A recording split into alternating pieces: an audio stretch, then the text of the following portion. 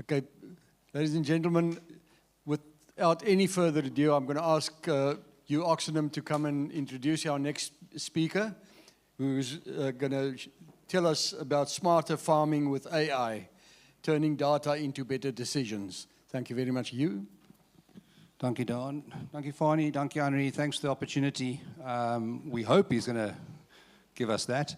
Very interesting listening to Pete talking about his adventures. And if you asked him the question, would he tackle an adventure in the 90s, in the 2000s, 2010s, and 2020s in the same way, I guarantee you get the answer of not a chance.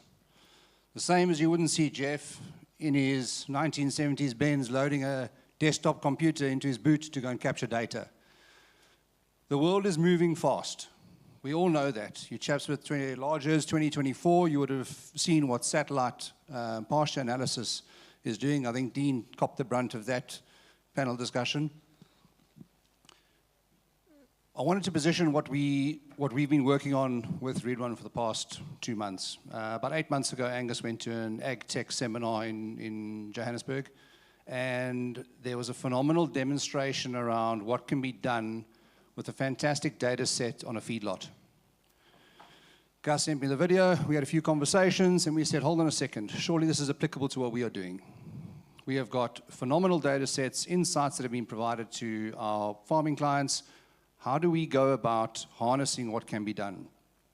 Long story short, we took the plunge, decided to go down a rabbit hole, phoned Riedwaan, and for the last 2 months, we've had multiple virtual calls around how do we take what's available to us that wasn't available to the legends and even to the generations sitting further behind.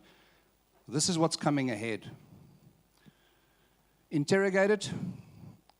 One other thing that you would also ask Pete in his expeditions is, Pete, he has a whole bunch of information, technology, advancements.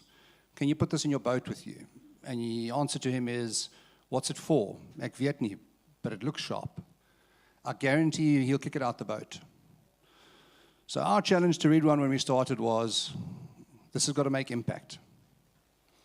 It's been fun. We appreciate your effort. Don't ask him dairy stuff, please. About 2 months ago, somatic cell counts and milk solids, and he's learned a hell of a lot. But I tell you what, we've learned a hell of a lot working with him. So Riedwaan, appreciate you coming down, and look forward to hearing what you have to say. Awesome. Thank you. Thank you so much. Wow. This is so cool. Let me do this. I am so excited to speak to you all. I've been really looking forward to being here. It was very cool to learn about your world. And let me tell you, in the IT industry, there's a lot of jargon, there's a lot of terminologies and things like that. For example, AI, which is not artificial insemination. But you guys have a lot of jargon as well, like stuff that I didn't know even existed, and so it was it, and I started learning more about it. So it's really cool to finally be here and share with you some of the insights and things that we've done, and what I've learned so far. I get to speak to a lot of organizations and help them through understanding this new world around data and AI and what's going on, and can we do this and can we do that and so on. And what if certainly the world has changed in recent times. I don't know if any of you used ChatGPT or even tried it out. You know, yeah, there's a few of us. But what's really happened is that there is this kind of cycle of applications generating data, and there's this new thing around AI that allows us to do more things with the data. And I don't know if that's because of where I'm standing, but what it really means in trying to translate it into your language, it's the apps is like, you know, your cow in the parlor. And then data is like, you know, it being filled up with milk. And you're kind of counting the amount of liters and so on. And the generative AI models is really like kind of like the DNA your cows that, getting better every single year and making good decisions and so on. But there's this cycle of this flow. On its own, it's kind of okay, but it's about moving it all together. And what we're seeing is that because of this thing that's here now, not in the future, this AI thing, that every business will be intelligent because of this thing called AI. And I'm going to unpack a little bit about what that means for us and for, I guess, the dairy farming industry. And we kind of put together like a vision for dairy farming and using AI. And there's a lot of things that it can really help us with, from improving the yield to making sure animals are healthy, to making sure that we have more efficient use of our resources, and especially the very scarce resources, and so on, right? And I kind of summarized it at the bottom. It really just means more milk, healthier cows, lower costs, and less risk. But it is a tool, okay? And like all tools, we need to learn how to use it, and actually not be afraid of it, and kind of like leverage it to do more interesting things, and drive what we all, I guess, want, just more milk, healthier cows, lower costs, less risk, etc. And so when I engaged with the team at Pinion, it's like, okay, now how are we going to do this? Can we really do this? Why? Because they have some really cool data. They get to work with the data that gets generated a lot, derive insights. But could we really use AI in that industry? And certainly, I was very excited. I was like, yeah, of course you can do it with anything. I've worked with a lot of organizations and things like that. And what I found was quite cool. And also some very real things that we discovered. Certainly, we found that there is a reality around the analyst. If you look at the data, there's an endless amount of spreadsheets. There's numbers coming everywhere, and it's kind of hard to figure out what is the story about what the data is really telling me. I've seen data from this side, from pastures, from fresh cows, from all over the place, and it's not really easy sometimes to see what that full picture is and what the story of the data actually is. But what's amazing is the people at Pinion is like really able to look and see the story. Why? Because they've got a lot of experience. But when you look at it from an AI point of view and you just give the data to the AI and ask it some things, what you very quickly start understanding is that some of the data is very messy. It doesn't really understand how the data is put together. Sometimes, a lot of the times, the knowledge of what the data says is in the heads of people. It's not in the numbers. It's how you put the numbers together. And so we kind of very quickly sort of understood that, yes, farming produces a lot of data, but the data that's there is not always ready for AI to understand what that data really says. And so, getting even simple answers out wasn't that obvious and wasn't that easy. And so, we need to kind of be very specific, and I'll talk a little bit more about that.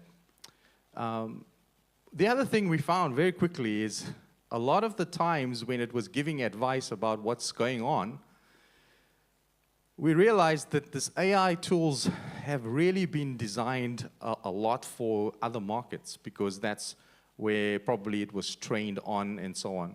And so when it was giving answers back, it would be speaking about cows in sheds and things like in barns and things like that, which is not our reality. Or it would be using terms that is not really South African. And so there was a big reality check that I got, okay, which is pretty cool. And it really is a testament to like what you guys actually have in your heads is incredible, okay. And so the other thing that we found very easily, and I kind of find this a lot, is that there's data that your farm is producing that is in a format that humans love. Your spreadsheets, rows and columns, all nicely printed. But machines don't like data in that way. It needs to be almost like upside down, where the data needs to be reformatted for a machine to really understand it. And so we spend a lot of time to kind of get that in that format. And so to turn that raw data that we started working on into something that is really insightful and useful to farmers, dairy farmers, we had to go through a number of steps and use those learnings. The first thing we needed to do is to clean and standardize the data. There were two main areas of data that we found, right? The one was just the data that you would typically see in your spreadsheets and in your logbooks and the data about the different metrics and so on. And we needed to take that human consumable data and pivot it and reformat it into a machine-ready kind of data, which is kind of the bottom piece there. The other thing is there's knowledge. A lot of the knowledge about the metrics, how to deal with the metrics, what does it measure, how do you measure it, how do you calculate it, all of that stuff. We needed to take that knowledge, document it, and then format it so that a machine, an AI, can actually understand it. And what we found is the stuff that's in there, a lot of the times we didn't document everything. And so it could only go as far as we needed to get to. But we used that human-ready kind of metric definitions to allow us to reformat it to use so that AI can be used. And guess what we used to do the reformatting to prepare it for AI usage? We used AI, okay? Very difficult, but we used AI to do that. So we prepared the metrics, we prepared the data, we prepared a bunch of things to generate AI insights for so that AI can use it. And we stored that into two different databases. A knowledge database, things like what does cows and milk actually mean, okay? Numbers database, what was the value at a specific month, etc., and over time. And so we formatted that so that it's ready for usage so that we can deliver value to the farmers. And there were really three different things which you're going to see today that we managed to kind of proof of concept. One is generate dashboards. The other is generating reports and PDFs so that you can actually go and read it. And the other one was to create a sort of a farm advisor, if you like. And you'll see all of those today. Is this something we need to do? Yeah? Okay. Okay, we're innovating, guys. Thank you so much. All right, so the first demo we're going to look at is we've loaded now. We've got those two databases, remember? And the one thing we're going to do is to show you like what we could do with just the data and analytics and insights. So let me flip over to yeah. Okay. Is it still doing it?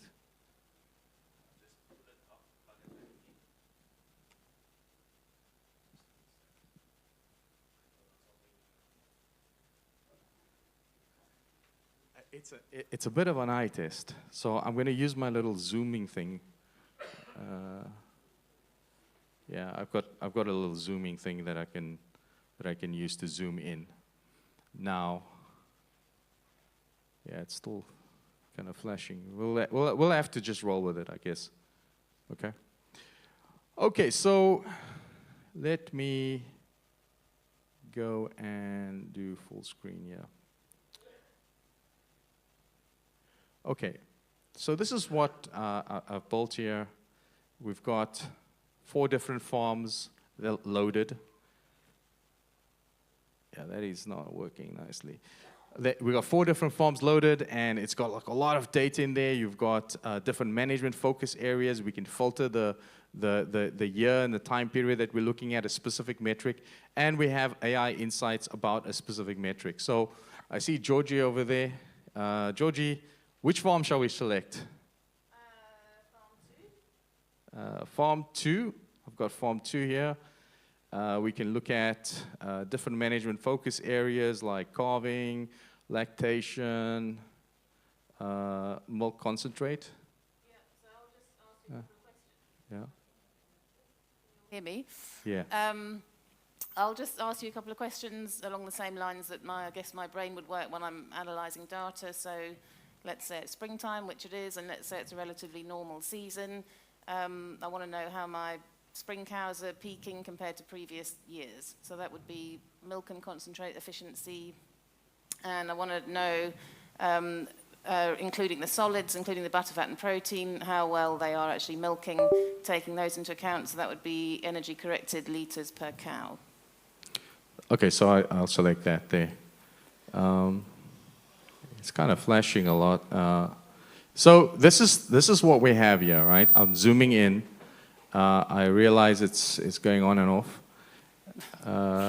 I've zoomed in, and I can kind of see. Are we taking another one? Okay, thank you. Direct connection, cool.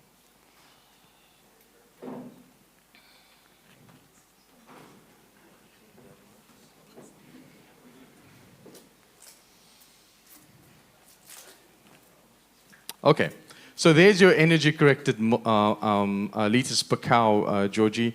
I've got on the left-hand side, let me zoom in. I've got, the metrics. I can see it over time. You can see the months on the side there. And on the right-hand side, I've got a bunch of AI insights, which has been automatically generated. What's cool about that is that sometimes we look at these graphs and these charts and we don't really understand what it's doing, but we do have this piece here. We do also see the historics, and then you see the blue section there, the light blue section is what has been forecasted. So we're trying to predict the next 6 months based on the past that we have, and it tries to kind of like predict in the next 6 months how things are gonna transpire. So we've got it all the way up to just February 2026. We can see that picture there. Yeah, so that big spike there is the spring 2024. Actually, that data set stops at June 2025, so we don't really have actual spring data for 25, but you can see the 2024 spring peak was significantly better than the previous year, which is great on the face of it, but we don't always take production at face value. We're farming for profit, which is not necessarily always linked to higher production, so question always has to be asked as to what feed went in to achieve that production. So a really good metric to kind of give us more idea about that is grams per litre, concentrate feeding efficiency. If there was a whole lot more supplement that was fed to achieve that higher production, it may not have been profitable. So now we want to go and have a look at the actual concentrate feed efficiency, which would be your grams per energy corrected litre. Where am I going to find that? That's, Grams I think, per bottom left. Bottom left, this one, right? Sorry. There we go. I think it's that one. Okay, there we go. So there you can see the 2024 was in the middle there, and you can see actually the grams per litre was a lot lower than the previous 2023 season. So that's looking great. Again, on the face of it, that's excellent. So more production with better concentrate feed efficiency. But again, my suspicious brain would say, but what about if there was a whole lot more expensive supplement fed outside? It might not still be a profitable outcome, so we want to see how much grass was actually eaten. So then we would need to go and look at the pasture data. Pasture data. Okay, so let's go and just flip over to pasture performance. And the key metric there is pasture eaten, tons of dry matter per hectare. That one. There we go. So there you can see that is an absolutely brilliant outcome, because not only did we get more production with lower grams per litre, but we also ate a lot more grass. So that is 100% a more profitable outcome happy analyst, happy farmer. Wonderful, thank you. Okay, so this is trending in the right direction. I think I wanted to just also just look at, because we now have all of these metrics lined up, we can actually get the AI to kind of summarize. I'm trying to like, maybe help me here.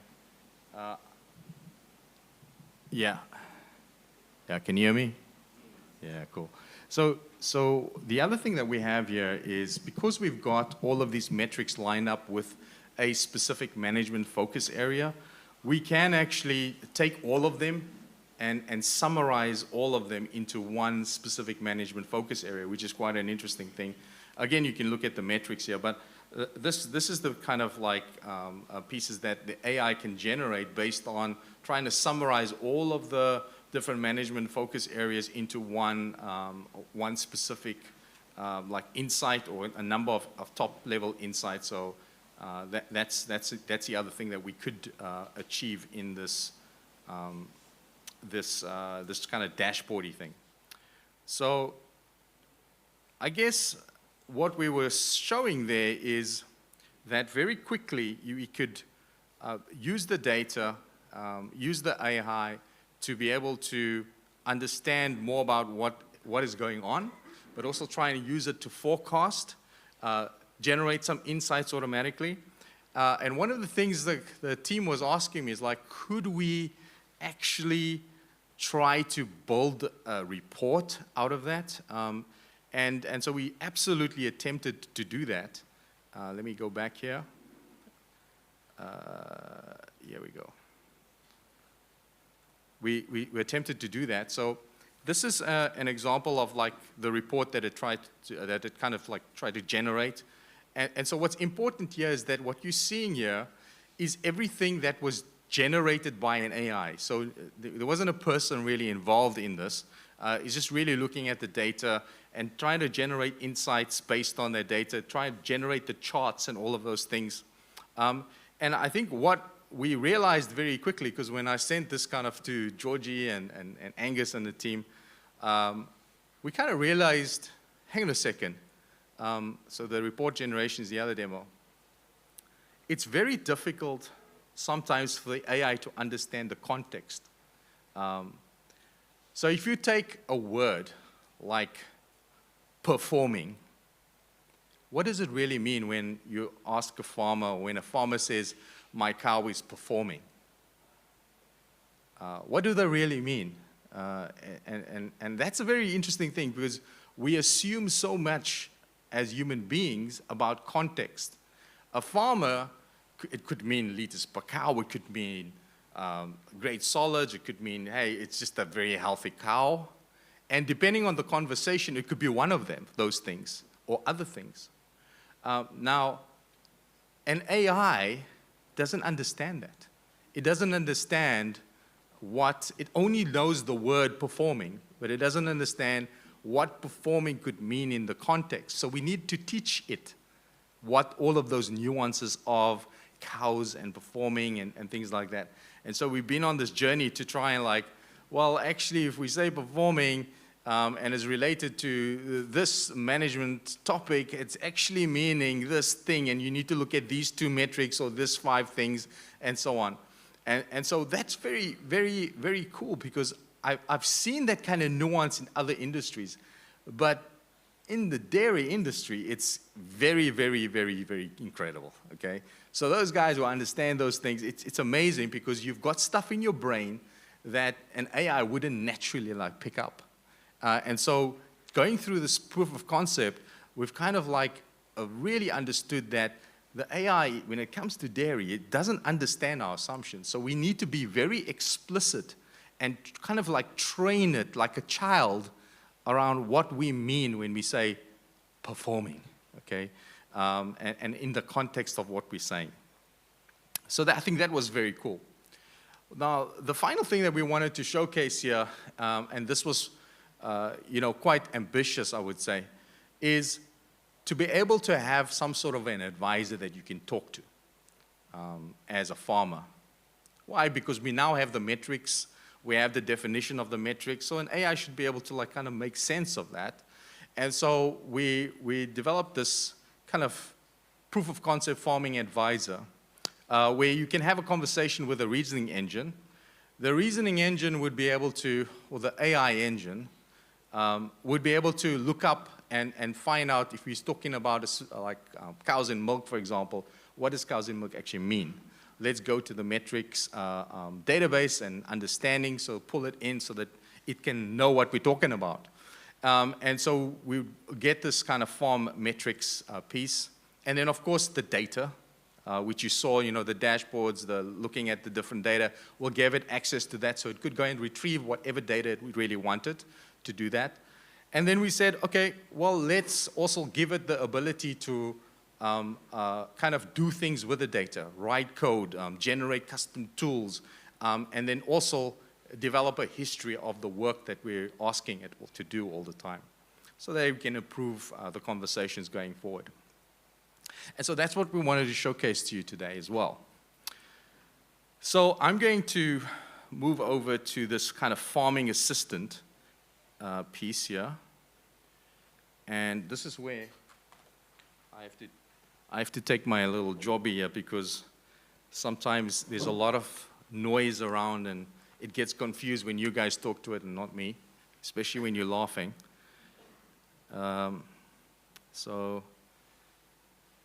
let me try it out. All right.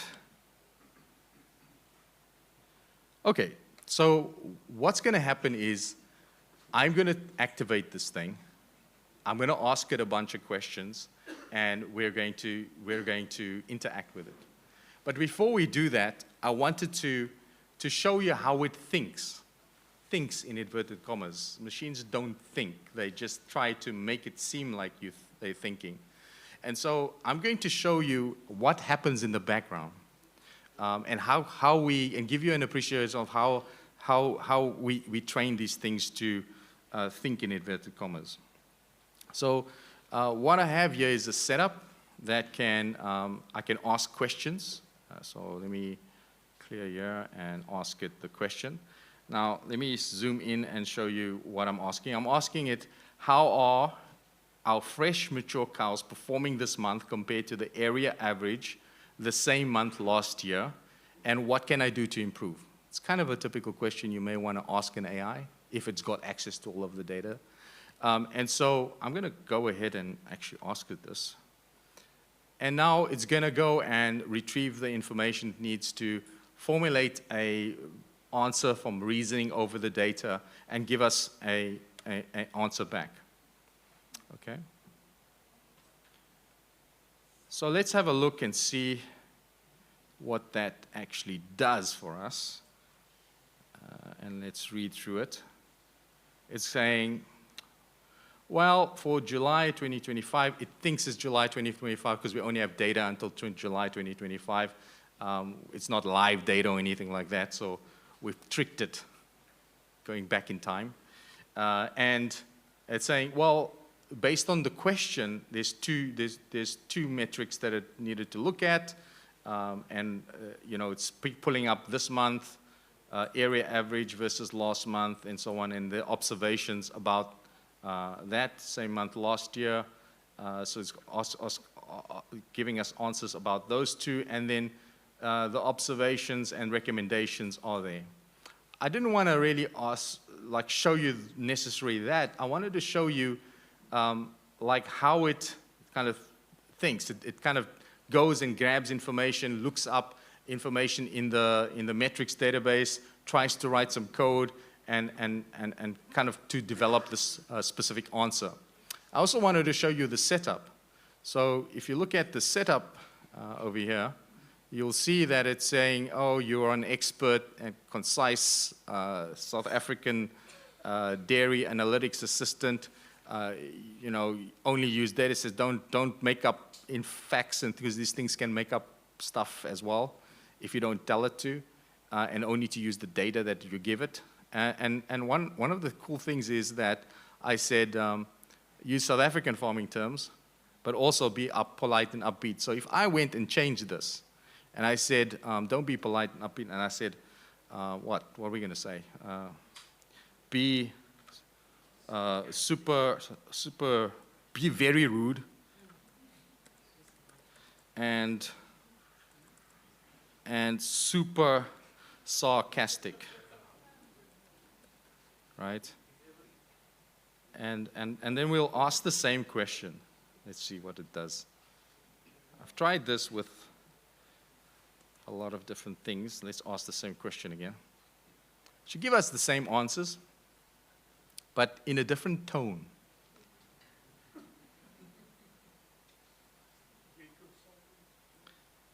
So let's see what it says here. Okay. You've jumped, decent improvement, but don't pat yourself on the back too hard. Here's another one. Don't let them turn into skeletons or butterballs. Okay. Keep up the improvements, but don't get too comfortable. You've got work to do. So, you know, the previous speaker was saying someone, a +1 that can help you keep on going. Maybe this is a way to go with it, right? So, very rude and sarcastic. So, but you can see, like, we can tweak it. Just by changing a few words, we can make it behave in different ways. And so now I wanted to move over to the actual farming assistant, and let's see if it works. Yeah, so I'm using this so that like the feedback doesn't interfere with it. Let's see.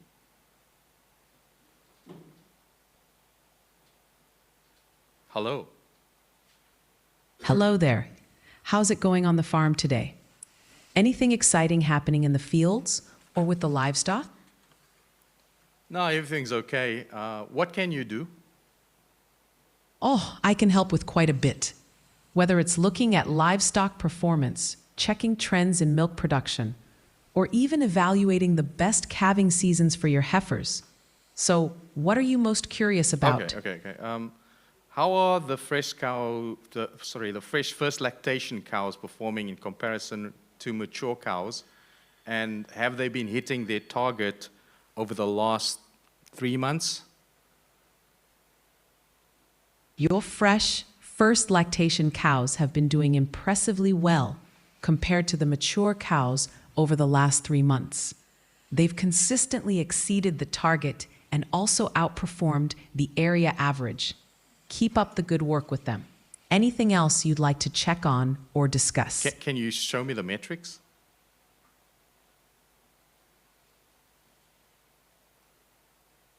Here's a visual look at the performance metrics for your fresh first lactation cows over the last 3 months. Okay. Can you tell me, how has the SEC been trending since the beginning of this year?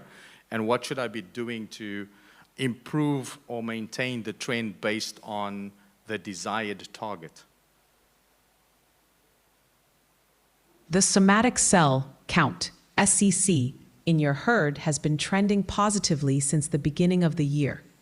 It's decreased from 376 to 164 cells per ml, which is well below your target of 250 cells per ml, and better than the area average of 247 cells per ml. Recommendations to maintain the trend? Hygiene.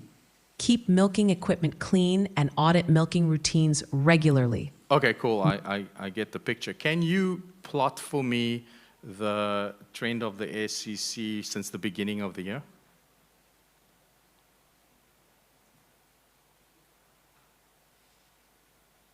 Here's the trend of the somatic cell count, SCC, since the beginning of this year.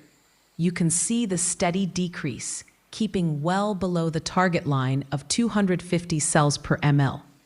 Would you like to discuss anything else or need further assistance? Yeah, have my heifers been calving at the right age and at the desired weight this calving season? Your heifers have been calving at the right age and desired weight this winter season. Age at first calving. The average age is 25.9 months, meeting the target of less than 26 months. Weight at first lactation. The weight is at 84. Okay, cool. What was the target again? The targets for your heifers this winter season were age at first calving, less than 26 months. Your heifers averaged 25.9 months, so they met Okay, this cool. target. Okay, cool. Thank you so much. Can you maybe just tell me a poem about a cow, but do it in Afrikaans? Hier's 'n klein gediggie oor 'n koei. Onder die blou Afrikaanse lig stap 'n koei so tevrede, met gras wat groen en blomme wat vlug, in die veld van die boer sy beide. Sy gee melk met 'n sagte gemoed. Okay, cool. That's very impressive. Thank you so much. Dankie. Ek's bly jy het daarvan gehou. Okay, cool. You get the picture, right? So after all of that, we can do poems about cars. But you get what's coming, right? You get like how when we work with the data, but we give it a little bit about the stuff that's in our heads, it can do some amazing things, okay? Can it replace a human being? Absolutely not. It's not there, right? But what it can do, it's like a tool, like a calculator. You use the calculator, why? Because there's a lot of stuff to calculate and I get tired. It's like one of those things. It can help us be more productive, help an analyst maybe instead of doing one farm in, I don't know, X amount of time, and to do 10 farms in X amount of time. That kind of thing, right? Because why? We've got so many things in our heads, so many nuances in our heads, it really doesn't understand our world. But it can help us with a lot of cool stuff, help us interrogate, be more effective, help us innovate, help us think about, I don't know if you ever woke up in the middle of the night and you're like, I wonder if there's a link between this and that. And wouldn't it be great to just ask the AI to say, can you look at this, can you look at that, and then put two together, and then you have innovation. I guess that's where we are at right now. It's very exciting time in the world where tools such as these are now able, that farmers can actually start using it. And so I think it's really, really, really great, and I can't wait to see the day that one of you guys use some of the AI tools that we've got busy POCing and bringing into the world. It was really, really cool to actually understand more of your world.